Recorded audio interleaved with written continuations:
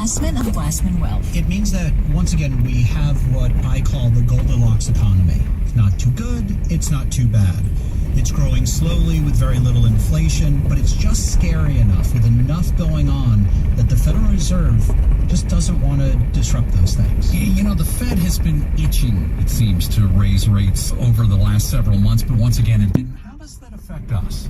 Well, in a number of ways. There are two kinds of interest rates. And when I say that, some people say, does that mean short-term or long-term? Does that mean good and bad? Higher or lower? No, there's all kinds. It really means there are two kinds of interest rates. The kinds for money that you owe and interest that you earn. And lower interest rates, it's pretty clear if you're borrowing money, and lower interest rates means that you're better off for the time being, or if you're looking to borrow money, you're better off. But for those who are looking to earn from either bonds or CDs and things, it means that interest rates are going to stay a bit lower longer. So the Fed keeps threatening to raise rates. It's gonna happen, but every time it's close, something else kind of winds up influencing it. Well, you have to remember, there's a lot of pressure on the Federal Reserve right now. Congress can't agree on a way to stimulate the economy, and no one can argue with that. So while Congress really isn't going to legislate or stimulate the economy, the really only thing we have in the United States happens to be the Federal Reserve and interest rates.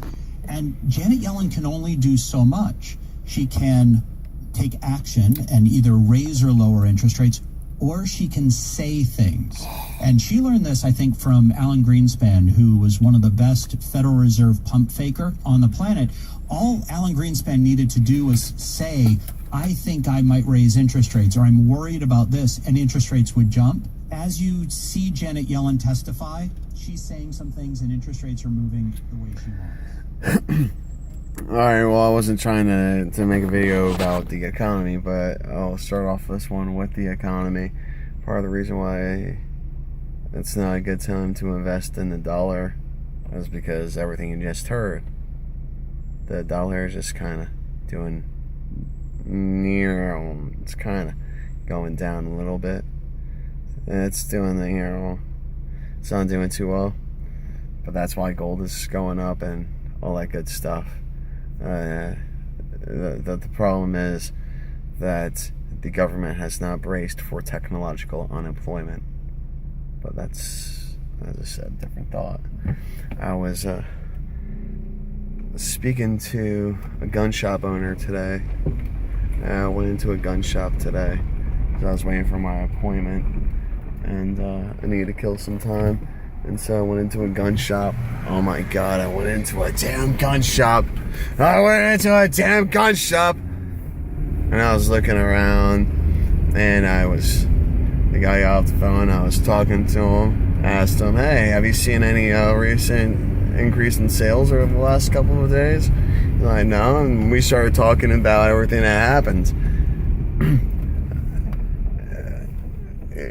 He understood that who he was speaking to, that I'm not some ignoramus. And what do you call it? He actually told me that it came out that there was over 1,000 rounds shot. You're telling me that this one shooter had over 1,000 rounds? He pointed to a box of ammo, 500 rounds. And it's like, yeah, that thing weighs a lot. I mean, you're talking about like 30 pounds right there. You know, and then and these are loose bullets. These aren't in magazines. So you're talking about having, let's see, 30 divided into.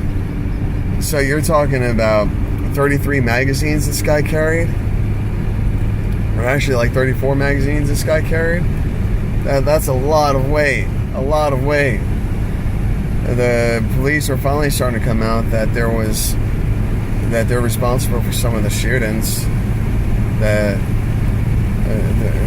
And it's gonna. I wonder how many of the police are involved in collateral damage, are involved in some of the deaths and injuries. Why do you think there's grief counselors?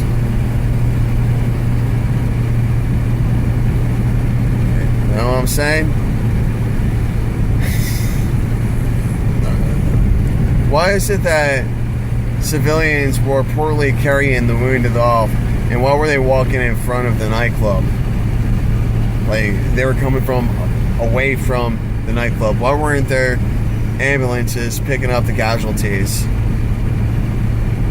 I don't know. Like I said, I was talking to a gun shop owner. I didn't buy a gun. I wasn't trying to buy a gun. I don't need a gun. The guns I carry daily give me enough trouble. Baby! Woo! So,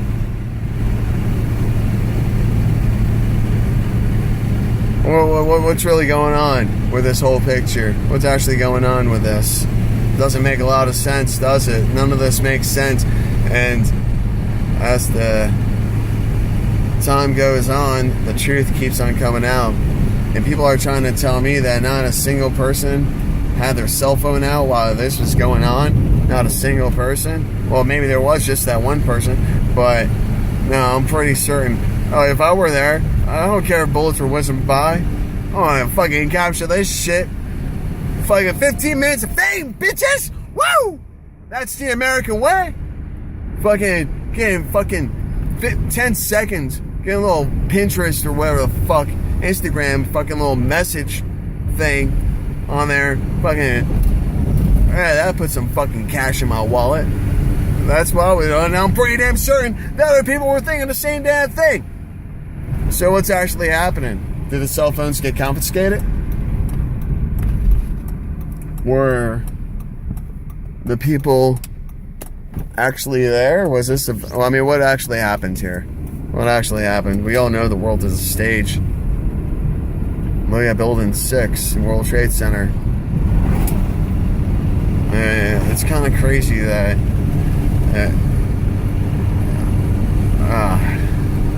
on a different day, I'm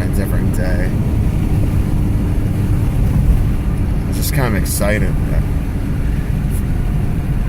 Very kind of excited.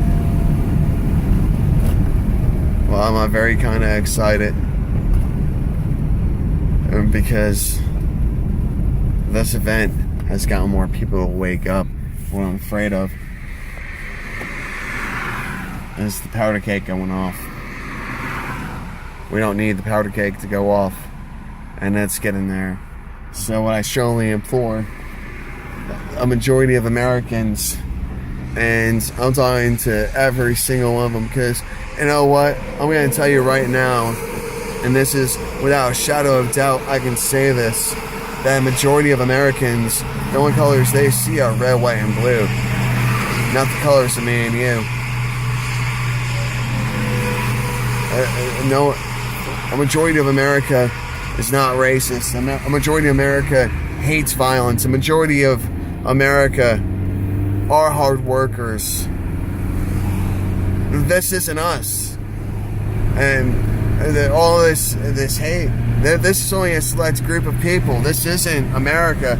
Americans know how to stand up straight, know how to work together, know how to rebuild, know how to revolt. Real Americans, we don't blame. We accept responsibility that's been handed down to us, and we earn our futures. That's what I believe in. I'm sorry that I walk out every single day with good faith and believing that my neighbor is not going to do anything to hurt me. That when I walk down the street and I'm the only white guy on it, that no one sees me as the only white guy in the street.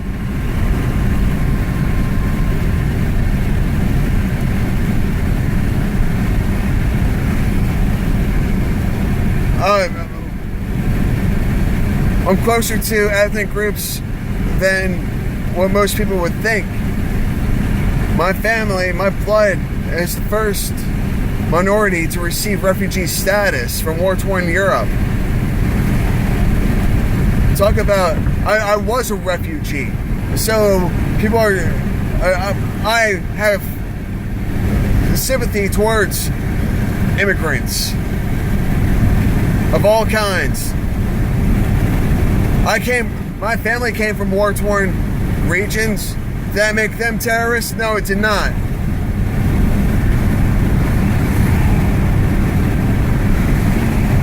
So, that's what I want people to understand. Is that majority of America, the overwhelming majority of America, the majority that's going to lead this nation into the greatness that it belongs to have. And we're going to feel like winners. The majority is going to do it. We're not going to let the bifurcation of the minorities and majority come between the overall success of this great nation and the world.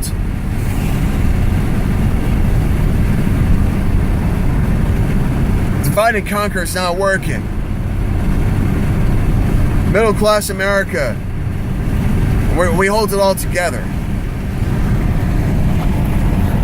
We're not above anyone else. We're not below anybody else. The middle class is not. Middle class is about up here. It's not about what's in your bankroll. Take care. Be safe. Be kind. Stay strong.